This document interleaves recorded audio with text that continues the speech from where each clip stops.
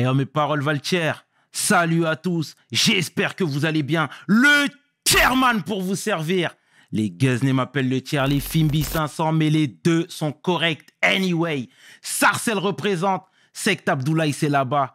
Là où les darons disent Dindi Woulou, même quand on n'a pas. Bienvenue sur We Hustle, c'est toujours ton émission qui rassemble les motifs. Au fil des émissions, nous recevrons différentes personnalités qui viendront s'asseoir à ma table, nous parler de leurs échecs, mais surtout de leurs réussites. Alors, Hugo, take a seat now. PDG, let's get it! We hustle, baby.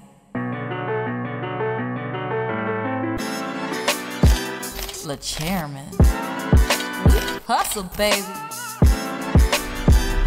Le chairman. We hustle, baby. Le chairman. De retour sur We Hustle et aujourd'hui, je suis vraiment fier de recevoir mon homeboy, un acteur, un homme de cœur, l'homme que l'on nomme Tony Harrison. Tony, comment tu vas? Écoute, ça va très très bien, je suis ravi d'être là et c'est un grand plaisir de passer un petit moment avec toi. Merci pour ta réactivité, Tony. C'est appréciable. On est là, on est là. Ça fait plaisir. Dis-toi qu'on a tout le temps ici. J'espère que tu n'es pas pressé. Moi, ça va. Moi, ça va. C'est bien, c'est bien, c'est bien. Est-ce que tu peux te présenter, s'il te plaît, pour celles et ceux qui ne te connaissent pas? C'est la tradition ici. Je m'appelle Tony Harrison Pooja, plus exactement. J'ai gardé Tony Harrison en souvenir de ma mère, voilà, qui malheureusement est plus de ce monde. Et donc, voilà, j'ai commencé en 1999 comme acteur avec mon premier film qui était La Squale. Et après, j'ai enchaîné avec d'autres projets à la télé, au cinéma. Et aussi par le théâtre où j'ai travaillé pas mal d'années avec Peter Brook, qui est un metteur en scène anglais et qui est devenu aussi un peu franco-anglais. Hein. J'ai travaillé aussi avec d'autres metteurs en scène comme Philippe Adrien et j'ai commencé à avoir aussi ma compagnie voilà, avec laquelle j'ai pu mettre en scène des spectacles, donc comme metteur en scène. Et écrire aussi des spectacles pour le théâtre. Et voilà, ça m'arrive aussi de réaliser des films. Pour l'instant, j'en ai réalisé 5 courts-métrages. Et je suis en préparation de mon premier long-métrage aussi. Et sinon, plein d'activités voilà, artistiques et aussi cette envie de transmettre, cette envie d'intéresser aussi les différentes communautés, les différentes générations au théâtre et à la culture dans son plus grand ensemble. Et c'est vrai que c'est pour moi quelque chose de vraiment satisfaisant. Bon, c'est très bien, c'est très bien. La tradition chez We Hustle veut également que tu nous parles de ta jeunesse, en fait. À quoi ressemblait Tony au départ? Tony, le jeune Sarcellois.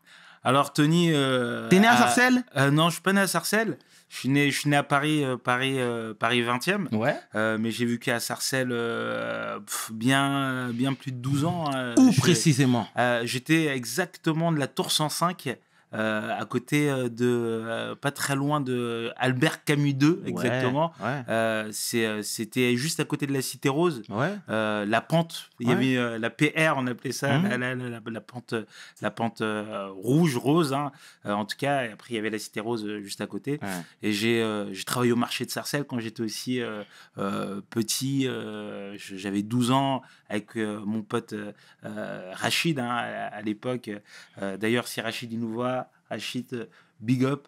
Et donc, du coup, c'était une enfance et une adolescence aussi très constructive parce que quand vous commencez à travailler, quand vous êtes un gamin de quartier, vous avez plutôt intérêt voilà, à vous dépasser et après à être aussi, on va dire, en état de pouvoir se débrouiller parce que c'est vrai que la plupart du temps en tout cas dans la tour dans laquelle j'habitais voilà, on était plutôt des familles pauvres hein, j'ai aucune honte de le dire, on manquait pas de quoi manger non plus et donc Tony jeune c'était un Tony qui était un peu renfermé sur lui-même, qui faisait beaucoup de sport, que ça pouvait passer par le basket, par la natation, le football. J'étais assez hyper actif.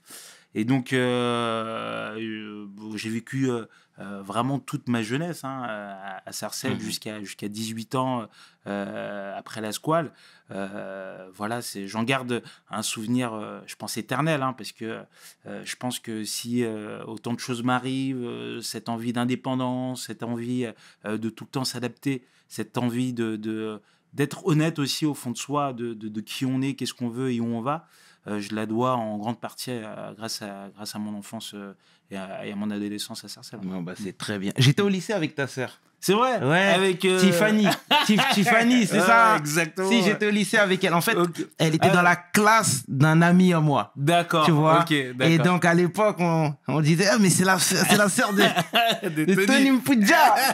Tu vois. Donc, non, c'est bien, c'est bien, c'est bah bien. oui, ma sœur, enfin, on est 4 frères et sœurs. Et c'est vrai que Tiffany, elle est restée à Sarcelles un peu plus longtemps que nous. Mais c'est ma petite sœur. Bon, je l'embrasse aussi, d'ailleurs. Bon, bah, Mais non seulement ma petite sœur, mais mon autre petite sœur et toute la famille, mon frère, tout ça. Bon, Ouais. bah, c'est très bien. Le message est passé. Le message est passé. Alors, moi, je voulais savoir les premiers castings. Comment ça s'est passé? Parce que jeune du ghetto, jeune du quartier, qu'est-ce qui t'est passé par la tête? Pourquoi un casting? Pourquoi l'acting?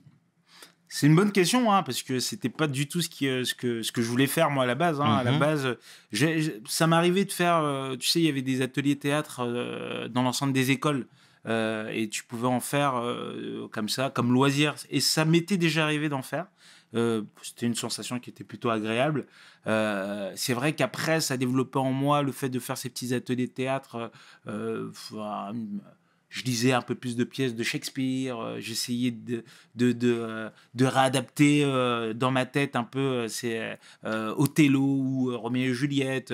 Et c'est vrai qu'il y avait, on va dire, voilà, je m'intéressais. Mais pas plus que ça, parce que je faisais beaucoup de sport, donc c'était soit de faire du sport à haut niveau, du basket en l'occurrence. Moi, j'ai fait beaucoup de basket à l'époque. J'en garde de très bons souvenirs. D'ailleurs, je continue à en faire aujourd'hui pour le plaisir, pas pour être champion, mais c'est vrai que le basket occupait beaucoup de notre temps. Et un jour, j'étais au lycée, à Jean-Jacques Rousseau plus exactement. J'y étais, à Rousseau. T'étais à Rousseau? J'étais à Rousseau, moi. Ah ouais? Ouais, complètement. Ok. Et donc, il y a une directrice de casting qui s'appelle Christelle Barras, qui recherche pour le film La Squale, qui était un film qui est sorti en 99 pour ceux qui le connaissent pas, qui a vraiment beaucoup évolué. Et donc, il savait pas si c'était un acteur noir, si ça devait être un acteur d'origine maghrébine, un acteur blanc. On savait pas. Et donc, du coup, je sors du lycée, on me dit, ouais, mais vous connaissez pas Tony, il a un peu un profil, enfin moi je faisais un peu rire la classe, mais j'étais pas comédien, on va dire, à ce moment-là. Et donc je passe le casting. Ma mère voulait absolument pas, mais je passe quand même ce casting et c'est la première fois depuis où j'ai passé pour le même rôle. Pour le même rôle, j'ai passé peut-être 15 fois le casting, quoi. C'est-à-dire ouais. sur pratiquement tout le scénario, sur plusieurs scènes du scénario. Je revenais le lendemain, reviens la semaine prochaine, Tony, on va travailler sur notre scène, et avec d'autres acteurs, enfin, et à chaque fois que j'y allais, tout était incertain. Et donc, du coup, à un moment, je leur ai dit, je suis pris, je suis pas pris, et ils m'ont dit que j'étais pris pour le rôle. Ma mère n'a pas voulu signer le contrat, d'ailleurs, au début. Parce que pour elle c'était pas quelque chose de rassurant d'aller dans ce milieu-là. Et mais moi j'étais assez excité de cette aventure, quoi. D'un coup t'allais faire le casting, on te proposait un café, il y avait pas à manger. Ouais. Moi vous savez, j'étais un mec de quartier, quoi. Donc du coup on nous donne pas des choses aussi simplement, on nous parle en nous appelant monsieur. Donc j'étais assez curieux de cet univers où j'apprenais plein de choses et qui me changeait un peu du quotidien que j'avais à Sarcelles. Et donc on me propose, et ça me dit bien de faire ce film. Il y avait quand même 2000 personnes qui passaient le casting. C'était pas seulement à Sarcelles, c'était vraiment dans toutes les banlieues d'Île-de-France. Et même au-delà de l'Île-de-France, il y avait Lyon. D'ailleurs, il y a eu des acteurs de Lyon qui sont dans le film. Voilà, à l'époque, c'était comme ça. Donc, je suis pris pour le film. début de l'aventure, on décide de nous coacher, non pas seulement pour le film, mais aussi pour avoir l'opportunité de continuer après si on le désirait. Et donc, du coup, au début, il parle de réaliser d'abord le court-métrage. À l'époque, en plus, on est à l'époque de la bobine, on est exactement en 98, je crois, pour le faire. Et donc, on tourne le court-métrage et après, on tourne le long-métrage. Donc, on a fait il y a eu deux la squale, si tu veux. Il y a eu la squale, le court-métrage et la squale, le long-métrage. Et donc, c'était 2 mois et demi de tournage. Le rôle principal masculin avec le rôle principal féminin venait de Sarcelles, hein, avec Essay Lawson. Et donc, du coup, l'aventure commence comme ça. On nous colle un coach de manière régulière, fréquente, quotidienne, pour faire des cours de théâtre, pour travailler aussi sur les scènes du film. Voilà, je suis déjà dans l'aventure. C'est l'année de mon bac. Je décide de faire les deux en même temps et après d'arrêter les études par la suite et de me consacrer uniquement, non seulement au film. Je trouve un agent. Et là, la course au casting a commencé. Et comment on se sent à ce moment-là? T'es parti caster, on repère un certain talent, t'as été sélectionné parmi tant de personnes, parmi 2000 personnes, comme tu viens de le citer. Comment on se sent? T'es déjà en mode star? T'es déjà en mode... Tu vois ce que je veux dire? C'est important, parce que le lycée, c'est une étape importante dans la vie. Oui. Tu vois ce que je veux dire? Oui, non, mais t'as raison, c'est une bonne question. T'es pris pour un film. Déjà, c'est vrai que tu sens qu'il se passe un truc. Le regard des autres, le regard des autres, c'est vrai. Et toi, t'es un mec de quartier, quoi. Donc, du coup, t'es plutôt concret. T'es pas dans un rapport. Tu vas pas te créer une nouvelle vie du jour au lendemain. Donc, par contre, voilà, t'as tout à coup des sommes d'argent assez importantes. Surtout pour moi, j'ai commencé à 17 ans, donc j'étais même pas majeur. Hein, j'avais 17 ans. Donc, tu sens déjà un rapport avec l'argent moi qui viens d'une famille de pauvres, tout à coup, je gagne, je sais pas, l'équivalent de 500 € par jour aujourd'hui. Donc, du coup, rapidement, tu essayes de faire ce que tu n'as pas pu faire. Donc, du coup, le regard des autres commençait à changer aussi. Les personnes que tu fréquentes, du coup, soit il y en a qui t'encouragent, ou bien il y en a soit qui sont jaloux, hein, faut le dire, surtout quand on est jeune, quand on est ado.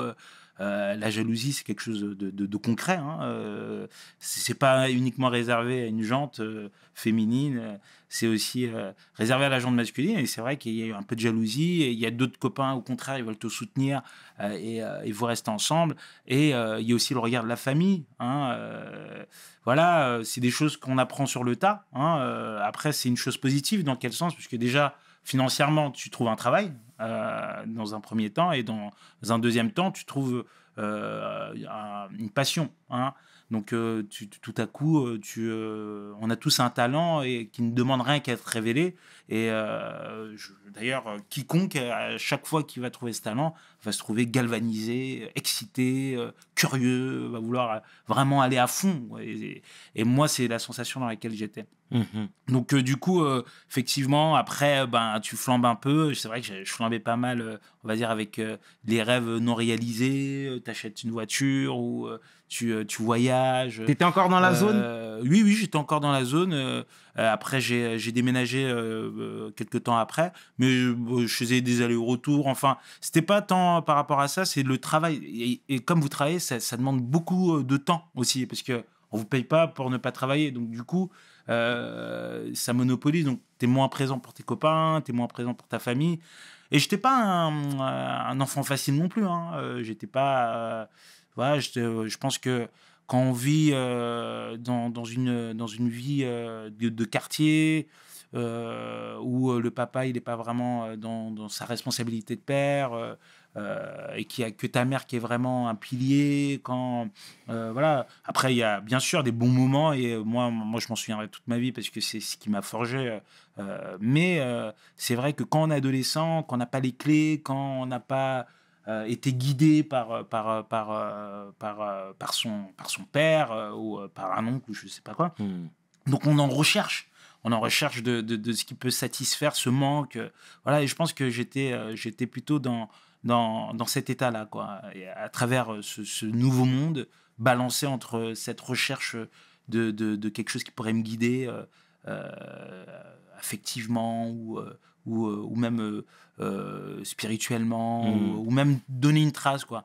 Et donc, voilà, après, comme tout bon adolescent, voilà, j'ai profité de me faire plaisir, de sortir, de constater que le regard pouvait être positif à mon égard. Tout ça, je trouvais que c'était super. T'étais plus un jeune noir de cité. Non, je continue à être un jeune noir de cité, mais un jeune noir de cité qu'on reconnaissait, voilà. Non, et qui, moi j'ai eu aussi une éducation assez stricte de la part de ma mère, et donc c'est vrai que par rapport à cette éducation-là, c'est pas pour autant que je me permettais de faire n'importe quoi, quoi. Mais voilà, tu sentais de l'admiration sur les regards de certaines personnes, et c'est vrai que moi ça m'a sorti du quartier aussi, hein, et tout à coup l'effort de changer de quotidien, de plus être dans les mêmes murs, avec les mêmes personnes. Du coup, il y a un effort dont on parlait pas beaucoup à l'époque. C'était cet effort de s'adapter à un nouveau monde. Très peu de personnes, beaucoup de personnes peuvent rêver d'être transportées dans un autre monde rempli de belles ou de mauvaises choses, mais peu peuvent considérer aussi cette capacité d'adaptation, hein, se satisfaire du fait de s'adapter au contexte dans lequel tu évolues, quoi. Et pour beaucoup, et que ça soit dans des milieux comme celle d'une banlieue de cité ou dans un milieu bourgeois, hein, il y a beaucoup de bourgeois, ils restent rien contre eux. Ils ont du mal à aller voir l'autre parce qu'ils sont dans leur zone de confort. C'est vrai. Et vice-versa. Et donc, cette zone de confort, je dois dire qu'elle ne me faisait pas peur. J'ai pas du tout eu peur d'être transporté dans une zone de non-confort, d'aller à Paris plus souvent, de rencontrer des personnes qui n'avaient rien à voir avec le milieu social dont j'étais issu ou de la région d'Île-de-France. Enfin, je trouvais ça génial. Tu sais, tout à l'heure, tu as soulevé un bon point. Tu as dit qu'il y avait clairement aussi de la jalousie. Parce que, encore une fois, tu étais un ado, un jeune adulte. Voilà, 17, 18 ans. Comme tu l'as si bien dit, tu faisais rentrer des sommes conséquentes, etc. Mais c'est important de nous sensibiliser. Comment toi, tu as pris la chose? Tu vois ce que je veux dire? Parce que à 30 ans, tu réagis pas comme à 18 ans. Quand les gens t'ont regardé en disant on te reconnaît plus, t'es plus le même, t'es plus avec nous, etc. Comment toi t'as perçu ces infos? Comment tu t'es ressenti à ce moment? Ben, franchement, parce que tu peux pas dire que ça t'a pas heurté. Non, mais ça peut heurter, mais la vérité, c'est que je pense qu'il faut toujours avancer pour ce qui est bien pour sa famille, pour soi et pour son entourage, mais que la jalousie ne concerne que celui qui est jaloux, hein. Bien sûr. Si quelqu'un est jaloux parce qu'il y en a un qui, je sais pas, est devenu champion du monde et pas lui, ou a fait du karaté et pas lui, enfin, on peut être jaloux de tout et de n'importe quoi. C'est un sentiment qui est humain. Mais c'est un sentiment qu'on a à gérer avec soi-même. C'est clair. Et d'ailleurs, c'est comme avoir la haine de quelque chose ou bien être aigri de quelque chose. Ça nous concerne soi, parce que même si quelqu'un vient vous dire bah, pourquoi tu es jaloux, qu'est-ce que je peux faire pour éviter que tu sois jaloux, il va dire bah, par exemple, je voudrais ça, vous allez lui donner, la jalousie va continuer. Donc c'est un sentiment, la jalousie. C'est pas tant quelque chose qui est matérialisé par le fait qu'une ou une autre personne ait un chemin de réussite et en plus la réussite elle est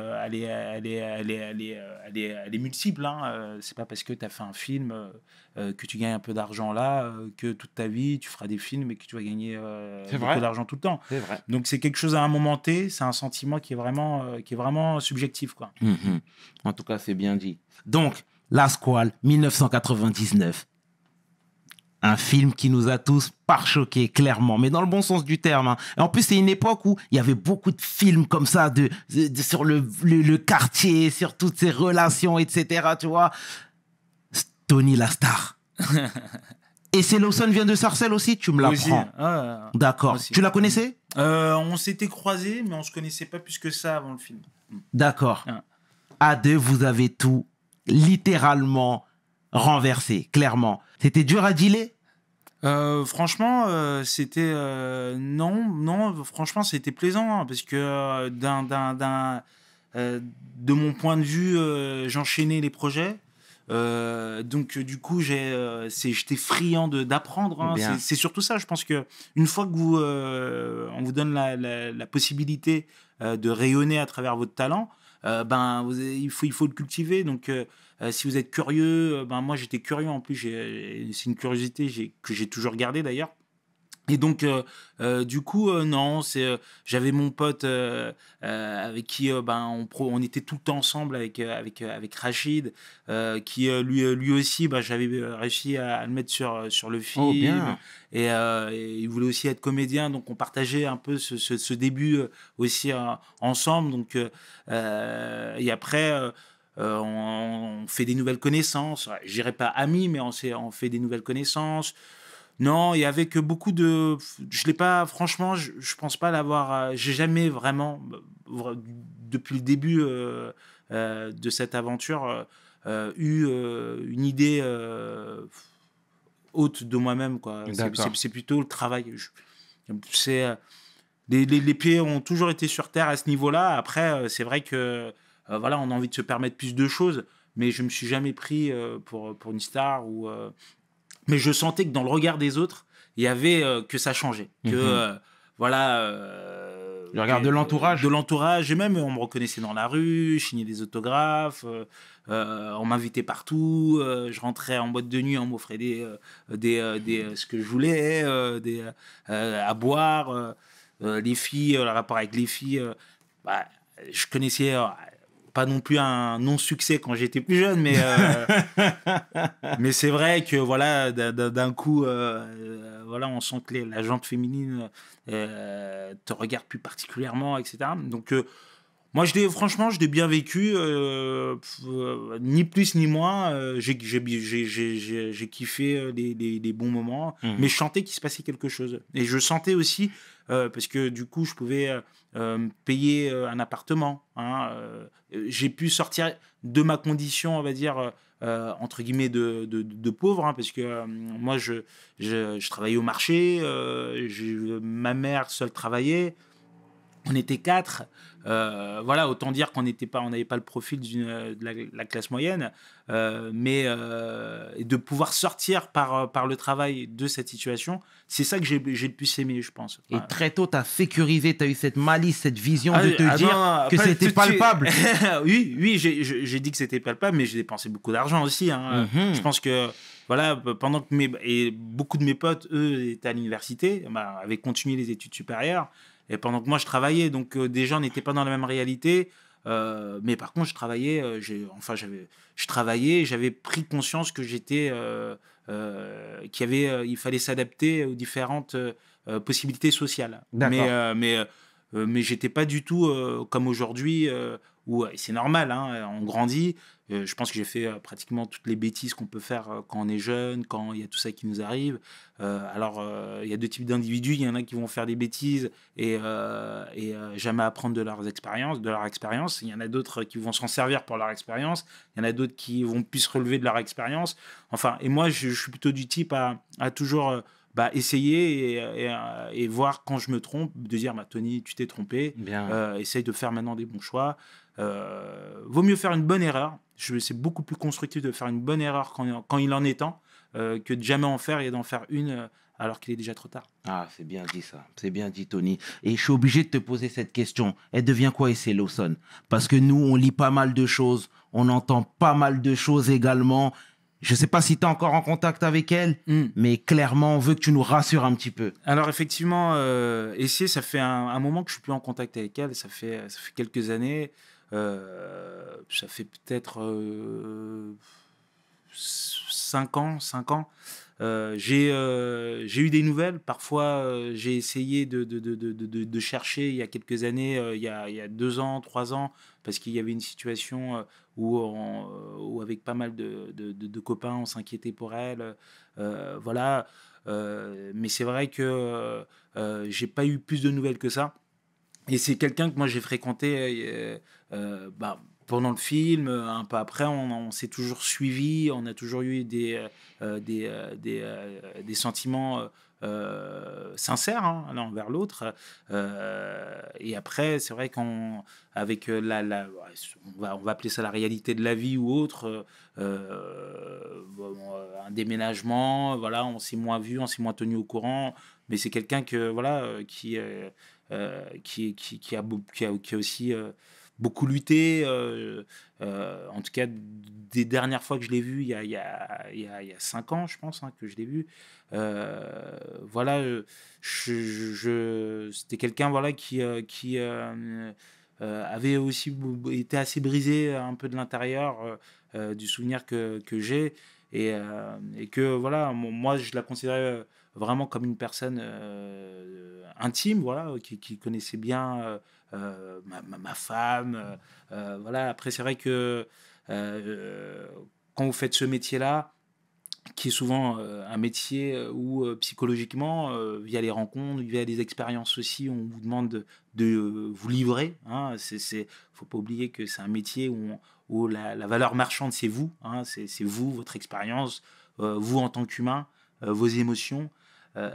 Et psychologiquement, il faut être prêt à l'accepter. Hein. C'est pas parce que on en parle aussi très peu, hein, quand on voit plutôt le bon côté des choses, mais psychologiquement, c'est un métier sur lequel tous les métiers artistiques, pas seulement être acteur, on va vous demander de donner de vous-même, hein, dans tous les sens. C'est vous votre valeur marchande, c'est vous, votre talent, il émane de vous. Vous ne pouvez, si vous ne faites pas confiance en vous-même, c'est très difficile de trouver des personnes qui ont confiance en vous. Et si vous ne comptez que sur les autres pour avoir confiance en vous, apprêtez-vous aussi à en subir aussi parfois certaines conséquences. Et aussi, c'est un métier qui n'est pas stable pour beaucoup, ou bien il y a une stabilité à trouver dans ce métier. Et je pense que, voilà, essayer peut-être au moment où on se fréquentait, souffrait de cette instabilité, de pas toujours, parce qu'on peut avoir des rôles à un moment, moins à d'autres moments.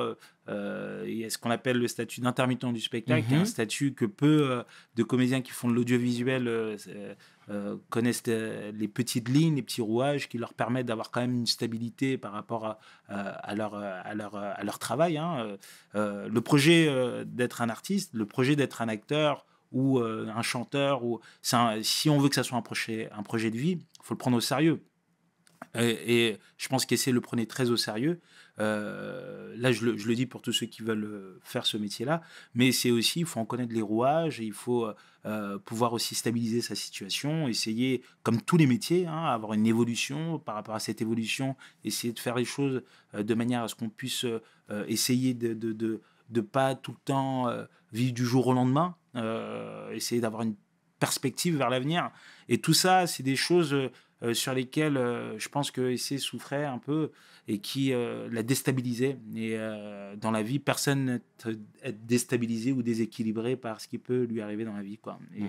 Et c'est vrai que là, pendant quelques temps, elle était dans des situations inconfortables. Et après, c'est vrai que les informations ne me sont pas venues plus que ça, malgré le fait que j'ai recherché. J'ai vu un peu de haut là dans cette recherche. Voilà, ce que je peux espérer aujourd'hui, c'est que elle soit en paix avec elle-même et je lui souhaite qu'il lui arrive des choses positives et d'être bien entouré. D'accord. Bah, on la salue si jamais elle nous entend. Dis-moi, clairement, c'est plus dur dans le cinéma français quand t'es un Renoir? Alors, Omar Sy fait entorse à non, ce que je mais dis. on peut pas réduire à tout un secteur d'activité à une personne. C'est vrai, tout à fait. Sinon, ça voudrait dire qu'effectivement, c'est dur d'être d'une minorité pour pouvoir exercer un métier. Mais alors, est-ce que c'est dur d'être... Alors, je sais pas si ça se situe exactement à cet endroit-là. La question qui me semble inévitable, c'est est-ce que c'est difficile d'être distributeur de films quand tu es issu d'une minorité? Est-ce que c'est difficile d'être programmateur d'une salle de cinéma ou d'un réseau de salles de cinéma quand tu fais partie d'une minorité? Est-ce que c'est difficile d'être le plus grand producteur de la place de Paris quand tu es issu d'une minorité? Est-ce que c'est difficile d'avoir de mutualiser des scénaristes pour écrire des histoires sans pour autant faire en sorte que telle ou telle couleur soit distribuée par rapport à la nature sociale ou non du scénario? Enfin, pour moi, si vous voulez, l'acteur arrive in fine à un projet, il vient, il tourne, il passe à un autre tournage, mais il y a des personnes qui accompagnent ce projet pendant des années, qui ont des enjeux financiers et donc qui sont décideurs de ce projet-là. Et pour moi, la question et la réponse se trouvent dans ça. Est-ce que les programmateurs de chaîne sont sensibles à cette histoire de diversité et de quelle manière ils le sont, hein, parce que de dire il faudrait plus de Noirs, d'Arabes, de Chinois et d'Indiens dans les films, c'est une chose, mais de dire pourquoi, de dire de quelle manière on le perçoit et de quelle manière on peut changer aussi cet impact-là, c'est aussi une question pour moi qui me semble importante. Et c'est pareil au théâtre. Est-ce que c'est dur d'être un acteur noir au théâtre? Alors, est-ce que c'est dur d'être un directeur de théâtre, du théâtre des nouveautés, ou d'être le plus grand tourneur de spectacles vivants en France, sans être le directeur du Festival de la francophonie, en lien avec l'Afrique? Pour moi, c'est une question globale. Et c'est une question globale, effectivement. Omar Sy, que je salue d'ailleurs, que j'aime beaucoup ce qu'il est devenu, la manière dont il rayonne et l'énergie aussi qu'il distribue. Mais pour moi, je pense qu'on fait ce métier à peu près de manière... ça fait à peu près autant de temps qu'on fait ce métier ensemble. Et j'ai quand même vu, et je pense qu'il sera d'accord avec moi sur ce constat, une évolution. Mais voilà, c'est une évolution au niveau des propositions des comédiens. C'est-à-dire qu'avant, c'était difficile de trouver un père, une mère, de reconstituer une famille au cinéma parce qu'il fallait faire du casting sauvage. Même moi, je suis passé par un casting sauvage. Il n'y avait pas beaucoup de comédiens en agence. Donc ça a vraiment évolué, ça c'est sûr et certain. Donc ça veut dire que si ça a évolué, c'est qu'il y a plus de demandes. Donc du coup, ça va quand même dans le bon sens.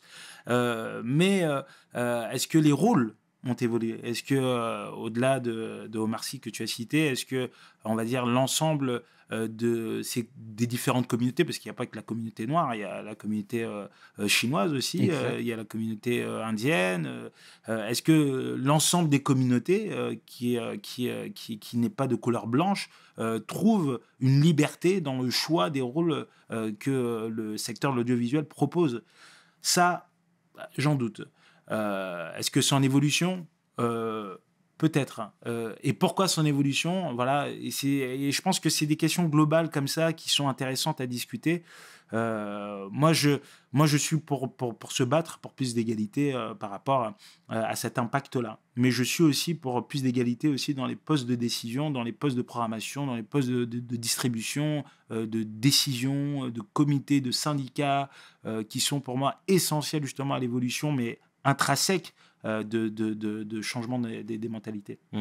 D'accord, très bien. Parce que moi, tu sais, d'un point de vue extérieur, encore une fois, on a tous découvert cette étincelle dans le film La Squale, etc. Mais par la suite, on te voyait, tu faisais que les rôles de badass, comme on dit. Tu vois ce que je veux dire? Tu comprends? Dans tes rêves, t'es le Renoir vénère. Dans les clips de rap de Kerry, t'es le Renoir vénère. Tu vois ce que je veux dire? Dans le rôle de Fofana, t'es le Renoir vénère. 24 jours. Tu vois, et il y a un moment donné, je me suis dit, est-ce que Tony ne devrait pas justement sortir de cette étiquette qu'on veut lui attribuer? Tu vois ce que je veux dire? Et est-ce que toi, il n'y a pas des fois où tu t'es... Peut-être que c'est malgré toi, mais enfermé dans un rôle? Oui, c'est une bonne question. Effectivement, est-ce qu'on s'enferme ou on nous enferme dans un rôle? C'est une question intéressante. Est-ce que le fait de faire un rôle de méchant peut être aussi intéressant, parce que s'il y a plusieurs formes de méchants, il n'y a pas que, par exemple, un rôle entre La Squale, par exemple, et le mec de Dans tes rêves, qui est un rappeur vénère, etc., qui m'avait valu d'ailleurs une prénomination au César. ce qui était assez atypique pour ce genre de rôle.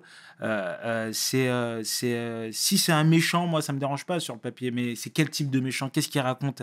Et c'est vrai que je suis devenu après un spécialiste dans les rôles de méchants, donc j'ai beaucoup accepté de rôles de méchants de plein de films, et sans doute aussi des méchants qui avaient une connotation forcément toujours à jouer le mec de cité vénère, comme tu as dit. Mais à chaque fois, je donnais quand même une subtilité voilà, dans les enjeux, justement, de ces personnages. Après, c'est pas vrai que j'ai fait que des rôles de méchants, parce que moi, j'ai une formation aussi de théâtre, où j'ai travaillé avec Peter Brook pendant de nombreuses années, où j'ai même joué des rôles où je devais faire semblant d'être une vieille mamie, ou de jouer des rôles où j'étais Circé, ou Ulysse, ou d'autres, hein, avec Peter Brook, j'ai pu jouer par exemple Tchernobokar, une pièce qui parlait des 11 et des 12 grains. C'était une pièce d'Amadou Apateba.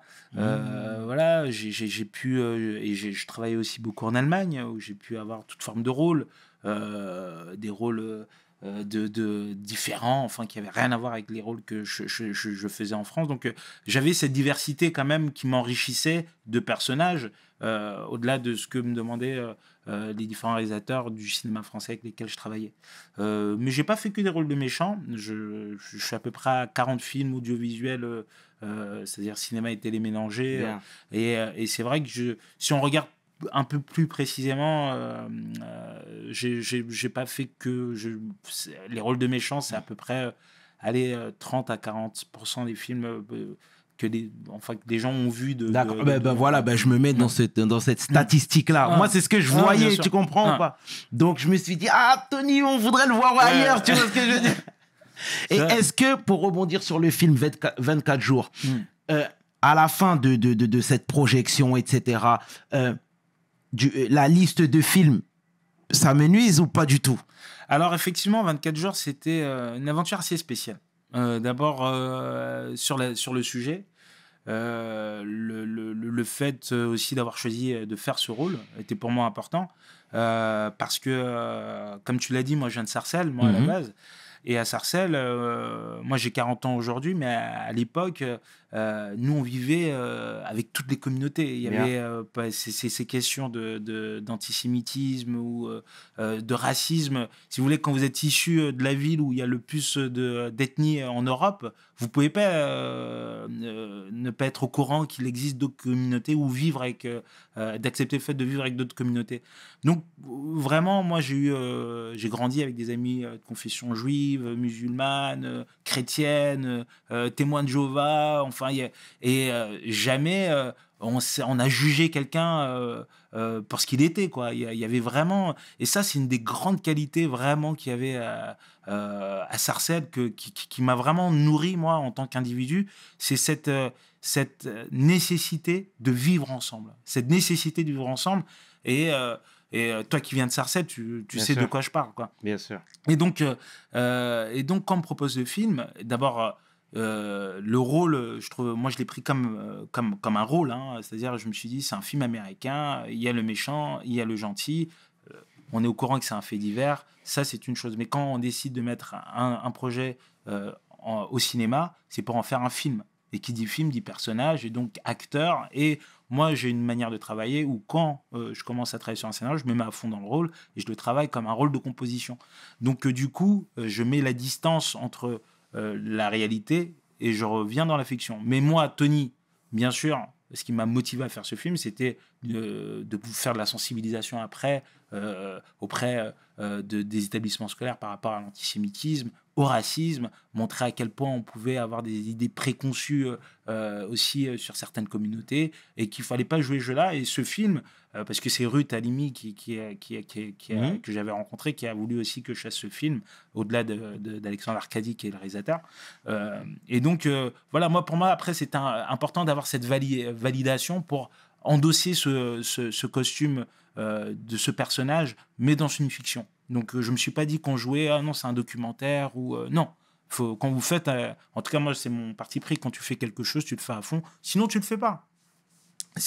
Donc, après, les gens l'ont perçu comme si j'étais vraiment le personnage. Donc, En réalité, pour un acteur, quand on croit au personnage que dans le film dans lequel vous êtes, c'est plutôt que vous avez bien travaillé avec l'équipe du film. Mais c'est vrai que j'ai eu pendant pas mal de temps cette étiquette de ce personnage, alors que voilà, juste après, je faisais un autre film là. Où j'étais au théâtre, où je jouais Primo Levi, qui avait écrit un témoignage autobiographique qui s'appelle Si c'est un homme, et donc du coup qui lui est quelqu'un qui a vécu la Shoah, et donc moi je l'ai adapté et je l'ai joué ce rôle, donc qui était le rôle de Primo Levi. Et les gens l'ont peut-être pas vu, l'ont peut-être pas su, et d'autres rôles après. Donc du coup, je suis pas de me contenter uniquement de faire que ça, que des rôles de méchants. Mais c'est vrai que quand il y a un personnage à défendre, il y a des enjeux à défendre. Après, Tony, enfin moi en tant que citoyen, ben, si ça peut faire un support sur lequel on peut aller changer certaines mentalités, sensibiliser, moi je suis assez d'accord. Voilà, donc c'est vrai qu'après, voilà, il n'y a pas eu beaucoup de rôles pour le cinéma avec ce film. Après, petit à petit, voilà, c'est revenu. Voilà, après, j'ai fait beaucoup de théâtre. Disons que j'ai aussi la chance d'avoir beaucoup d'activités parce que je mets en scène, j'écris, je joue aussi au théâtre, donc j'ai pas le temps de chômer, quoi. D'accord. Bon, bah, c'est très bien. Et avec le recul, tu le referais le film 24 jours? C'est une bonne question. Avec le recul, franchement, je vais reprendre un auteur qui s'appelle Boris Vian, qui disait avec les scies, on scierait. Ouais. Donc, je sais pas. Moi, je pars toujours du principe que dans la vie, il faut faire ce qu'on croit vrai au moment T, et qu'après, quand c'est une bonne chose, ben, continuer dans ce sens-là. Quand c'est une mauvaise, c'est de prendre des décisions adéquates. Mais pour répondre à ta question, parce que parfois, c'est bien de dire oui ou non, non, je pense que je l'aurais pas fait. D'accord. Bon. Moi, le message est passé. Le message est passé. Et l'amour pour le théâtre, alors, il est venu à quel moment de ta carrière? Alors, le théâtre arrive 2 ans après La Squale. Je rencontre un metteur en scène qui s'appelle Peter Brook. Je suis au Maroc, je reçois un appel d'un metteur en scène, donc Peter Brook, qui dit oui, je vous ai vu dans Le Squale, j'aimerais vous rencontrer. Il a un accent anglais comme ça. Et donc, je lui dis, mais appelez mon agent, et là, je suis au Maroc, je peux pas. Et j'appelle mon agent, je dis, il y a un mec qui s'appelle Peter Brook, qui me dit, quoi, Peter Brook, tu prends un avion, tu reviens tout de suite. Et donc, je suis revenu, je l'ai vu, et 2 semaines après, on commençait une tournée internationale à Dublin. Et c'est comme ça que ça a commencé, le théâtre. Et c'est vrai que grâce à cette pièce, on a fait plus de 40 pays en tournée, parfois plusieurs villes dans les pays. Et c'est comme ça que j'ai appris mon métier, quoi, avec lui, avec ce monsieur. Et ce qui était génial, c'est de découvrir des autres cultures, le théâtre dans les autres cultures. Et là est née vraiment une passion dévorante pour le théâtre. Et c'est à ce moment-là, d'ailleurs, que ma mère m'a dit, là, tu es en train d'apprendre ton métier. Bien. Et là, tu as trouvé un métier. Et c'est vrai que après j'ai continué avec d'autres metteurs en scène. Et ça fait quand même pas mal d'années que j'en fais du théâtre. Et assez rapidement, l'idée de transmettre le théâtre est venu, c'est-à-dire de pas considérer le théâtre comme quelque chose d'élitiste. Assez rapidement, j'ai voulu vraiment montrer que c'est pas parce que tu es chinois, noir ou arabe que tu peux pas faire du théâtre, ou bien que le théâtre n'est pas à toi.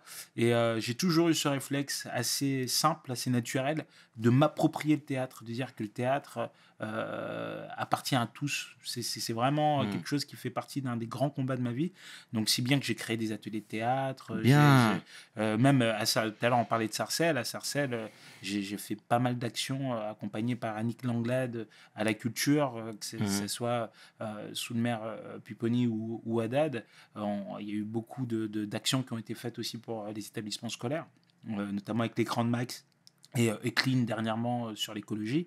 Et c'est vrai que même à un moment, je déplaçais même des cars pour pouvoir faire en sorte que les jeunes aillent découvrir des pièces à la Comédie Française. Mais après, l'histoire de ce théâtre-là est une histoire qui a un combat qui doit être mené par tous, aussi bien par le public, donc le public qui soit blanc ou issu de minorités culturelles. Il se trouve que dans les salles de théâtre, il n'y a pas assez de diversité de manière générale. Alors pourquoi? Alors certains vont dire que c'est parce qu'on ne se sent pas identifié avec les personnes qui sont sur scène, d'autres vont dire parce qu'on n'a pas été éduqué à aller au théâtre. Non, c'est pas pour nous. Alors que quand il y a un stand-up de quelque chose de comique, là, il n'y a aucun problème pour aller prendre sa place de théâtre. Donc, il y a vraiment une pédagogie, une éducation à faire dans les différentes communautés d'appropriation de ce théâtre-là. Parce que plus il y aura un public qui va défendre, qui va aller assister à des pièces justement où il y a de la diversité sur le plateau, et plus il y aura aussi des propositions. Et aussi, le théâtre n'est pas quelque chose qui appartient à une catégorie ou une classe sociale. Il appartient à tous. Et au contraire, il y a beaucoup plus de bienfaits réels et concrets et palpables quand on prend le soin de se déplacer, d'assister à une pièce sans prendre un popcorn, mais de prendre le temps d'entendre en direct des acteurs jouer, que ça devient quelque chose qui maintenant transperce un peu toutes les générations, quoi. Il faut, et j'encourage vraiment tous les spectateurs: allez au théâtre, renseignez-vous, il y a plein de sites sur lesquels vous pouvez aller, au-delà d'un site par exemple qui s'appelle Billets Réduc ou Théâtre Online, ou encore Bridgie, qui est une société sur laquelle ils diffusent des pièces en direct aussi, voilà, quand c'est par le biais du digital, mais l'essentiel c'est de se déplacer pour aller vraiment découvrir les pièces. C'est ça. Et comment on deal avec l'équilibre familial? D'abord, tu te déplaçais pas mal en Europe, dans le monde même. À côté de ça, il y avait madame. À côté de ça, il y avait certainement les petits. À l'époque, je n'étais pas marié. D'accord. À l'époque de Peter Brook, j'étais jeune, j'avais 25 ans à peu près. Non, j'avais 20 ans. J'avais 20 ans. Ok. Et c'est vrai que moi, j'ai pas le même équilibre familial aujourd'hui qu'hier. Là, je suis content. Je suis un papa de 4 enfants que j'embrasse: Théa, Tiléa, Tadeusz, Tessa. Voilà, j'embrasse également ma femme, Cécilia. Mais c'est vrai que moi, je suis très papa. Poule, c'est-à-dire j'aime rester auprès de mes enfants. Ça m'a changé la vie. Ça me permet d'avoir vraiment une responsabilité bénéfique, que ce soit pour moi et pour les enfants. C'est quelque chose que j'aime être père. Ça m'a changé vraiment, même par rapport à mon comportement. Effectivement, les choix des tournages ou des tournées, c'est vraiment. Alors, c'est vrai qu'après, j'ai moins accepté de continuer cette vie de tournée, parce que c'est vrai, moi, alors, pour l'instant, parce qu'ils sont petits encore, moi, je privilégie vraiment ma vie familiale. Bien. Pour moi, c'est une étape de la vie que je ne veux pas rater. Vous pourrez me dire ce que vous voulez. Si ça ne convient pas par rapport au bénéfice de la possibilité d'une vie familiale, si c'est sur des années, etc., ça sera très dur pour moi. Mais je mets vraiment en avant ma famille. Voilà, c'est un choix, hein, on comprend, tout le monde est confronté à des choix, on les accepte ou pas, mais c'est mon choix. C'est ça. Et c'est bien deep, et tu as bien raison, Tony. C'est bien. Et il vit de quoi aujourd'hui, Tony? Tony, il vit de son métier déjà d'acteur, hein. Je l'ai rappelé tout à l'heure que j'ai toujours mon statut intermittent du spectacle. Alors, qu'est-ce que c'est que le statut intermittent du spectacle? C'est que vous avez assez travaillé pour contribuer à une caisse qui est une caisse d'allocation chômage, hein, où quand vous faites vos 507 heures, on fait un calcul et vous êtes rétribué mois par mois par rapport au salaire dont vous avez contribué. Donc, du coup, c'est déjà une bonne chose. C'est pas évident de faire 507 heures. La plupart n'y arrivent pas. Beaucoup contribuent à cette caisse sans jamais les faire aussi. Donc j'ai la chance de le faire, notamment grâce au théâtre, aussi pour des films. Dernièrement, j'étais très content de travailler avec PEF pour une comédie qui s'appelle À la poursuite de Jeff Panaclock. C'est La marionnette. Ouais. Et donc du coup, c'est une des premières fois où je fais une comédie française aussi déjantée, voilà, avec des acolytes comme Nicolas Bernot, Vincent Daignard, réalisé par PEF. Il y a d'autres acteurs super dans le film. Et donc, voilà, j'ai mes mises en scène aussi. Hein. Je perçois des droits d'auteur aussi, à travers aussi au-delà du théâtre, j'ai écrit aussi certains formats pour l'audiovisuel. Et je vis aussi des différentes droits d'image que j'ai pu avoir, soit en Allemagne, soit ici. Et je continue à faire aussi des films en Allemagne. Donc, littéralement, t'es bien. Bah, littéralement, C'est je bien, vis de mon c'est métier bien. depuis concrètement depuis 24 ans. C'est bien. Je suis ravi de vivre de ma passion. Je pense que c'est important de s'arracher ce droit à cette liberté. Voilà. Après, j'ai toujours été entrepreneur. J'aime aller de l'avant. Je suis pas à me plaindre. Et c'est vrai que j'ai beaucoup de chance. J'arrive à nourrir ma famille grâce à mon travail. Je n'ai fait que ça depuis l'âge de 17 ans. J'en ai 40. Je me bats pour voilà, qu'il y ait d'autres personnes de quelque milieu que ce soit qui puissent avoir accès justement au théâtre, se former, c'est important. Je transmets aussi beaucoup. Voilà, et après, dans mes désirs d'entrepreneuriat, je fais des investissements, ça m'arrive à droite, à gauche aussi, parce que j'aime bien ça, parce que c'est... Moi, j'ai toujours été pour que les artistes considèrent que ils sont des entrepreneurs. Il faut prendre son destin en main et ne pas avoir peur de ne pas compter uniquement sur les autres. Hein. On peut compter aussi sur soi. Et voilà, et je suis ravi d'être encore là aujourd'hui. Et pour moi, à chaque fois, je le dis toujours, j'ai l'impression d'être au début. D'accord. Bon, en tout cas, ce sera le mot de la fin, Tony. Merci sincèrement Merci pour à ta toi. positive attitude. On est Merci là. pour le smile, merci pour les conseils distillés. Ça fait c'est important, pardon, c'est important. Les gens minimisent cette action, mais c'est fondamental. Hein, bah, il faut y aller, il ne faut pas avoir peur. Il faut se donner au maximum, être sérieux. Et après, réaliser ses rêves. Il faut dépasser les frontières. Il faut y aller. À un moment, il faut arrêter de se poser des questions. Après, il y aura toujours un problème qui viendra. Il ne faut pas être arrêté par rapport à ça. Il faut continuer, se donner les moyens, apprendre, connaître ses droits. Et voilà, il n'y a pas de raison. Il y a encore plein de choses à créer. Le monde continue. C'est bien, c'est terrible. C'était encore une fois, merci Tony.